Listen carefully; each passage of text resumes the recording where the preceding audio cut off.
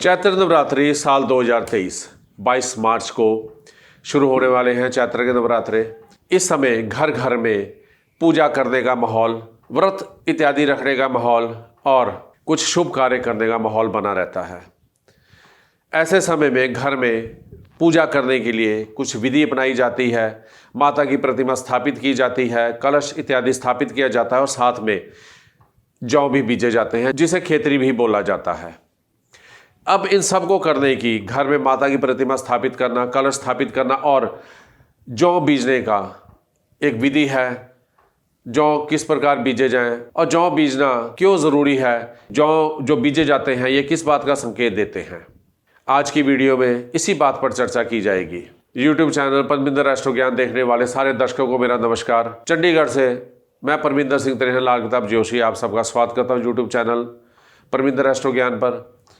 आज बात करेंगे चैत्र नवरात्रों के बारे में जो 22 मार्च 2023 को आरंभ होने वाले हैं। साल में दो तरह के नवरात्रे आते हैं, एक चैत्र नवरात्रे आते हैं जो चैत्र के महीने में आते हैं और दूसरे नवरात्रे शारदीय नवरात्रे होते हैं जो कि दशहरे से पहले नवरात्रे आते हैं। आज बात करेंगे चैत्र नवरात्रे साल 2023 22 मार्च को आरंभ होने वाले हैं। इन चैत्र नवरात्रों में पूजा करने की कुछ विधि है। घर में माता की प्रतिमा स्थापित की जाती है और कलश स्थापित किया जाता है और खेतरी भी बीजी जाती है, जौ बीजे जाते हैं।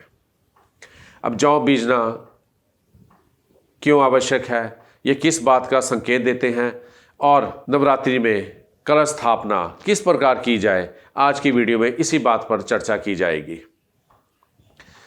चैत्र नवरात्रि 22 मार्च 2023 को शुरू होने वाले हैं और ऐसे समय में घर में माता की मूर्ति की स्थापना के साथ साथ कलश स्थापित किया जाना भी बेहद आवश्यक है। सबसे पहले बात करते हैं जौ के बीजने के बारे में। जो खेतरी घर में बीजी जाती है वो क्यों बीजी जाती है।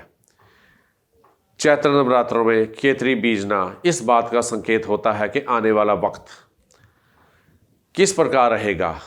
ये इस बात पर निर्भर करता है कि जो खेतरी घर में बीजी गई है वो किस प्रकार विकसित होती है, कितने समय में वो फूटती है।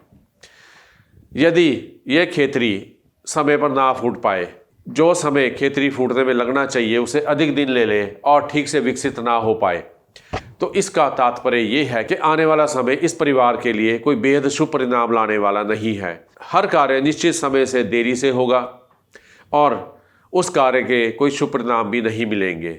धन लाभ भी इतना नहीं होगा जितना चाहते हैं और जो अपने कार्य जिस प्रकार से करवाना चाहते हैं वो कार्य उस प्रकार का फल नहीं देंगे। और दूसरी ओर यही खेतरी यदि ठीक समय पर फूट जाए और अच्छी तरह विकसित हो जाए तो ऐसा माना जाता है कि इस परिवार के लिए आने वाला समय बेहद शुभ रहने वाला है।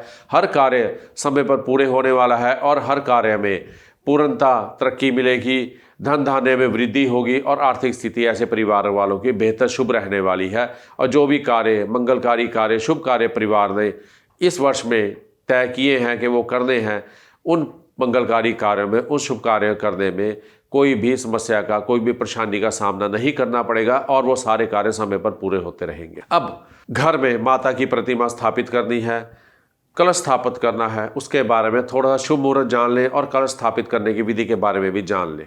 सबसे पहले मूर्ति स्थापना और कलश स्थापना के लिए घर में एक शुद्ध और साफ स्थान का होना बेहद आवश्यक है।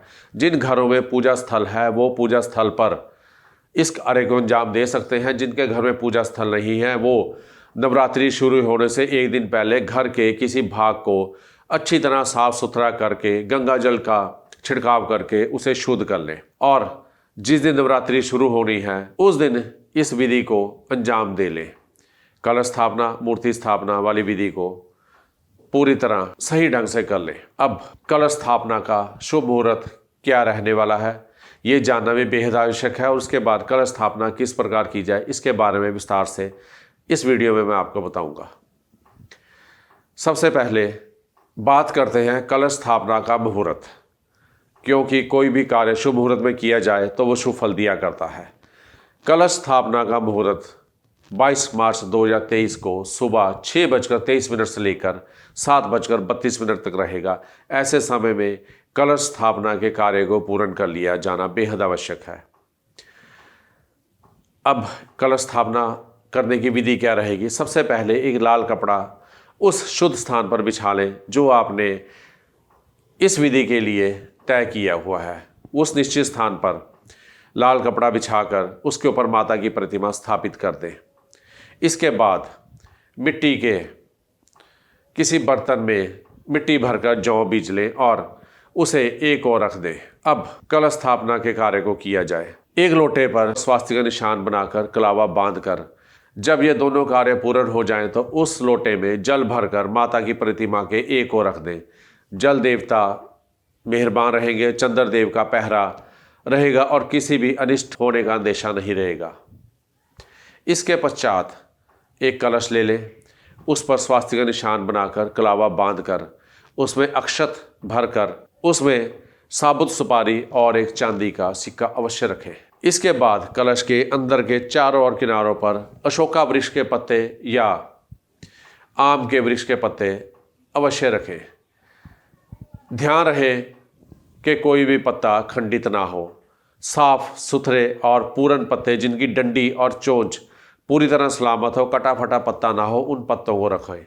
जब यह कार्य पूर्ण हो जाए इसके बाद एक जटा वाला नारियल लें, उसके ऊपर माता की चुनरी को लपेटकर उसके ऊपर कलावा बांध दें और रौली से उसके ऊपर तिलक कर दें। इस नारियल को उस कलश के ऊपर खड़ा करके रख दें। जब कलश के ऊपर नारियल रखा जाए तो उस कलश को माता के प्रतिमा की दूसरी ओर स्थापित कर दें। ये हो गया कलश बनाने का, उसे किस प्रकार रखना है इसका कार्य। इसके पश्चात माता का आह्वान करें और दीपक जलाकर माता की पूजा विधि से नवरात्रों को आरंभ करें। ये थी कलश स्थापित करने की पूर्ण विधि। चैत्र नवरात्रों में कलश को किस प्रकार स्थापित किया जाना है।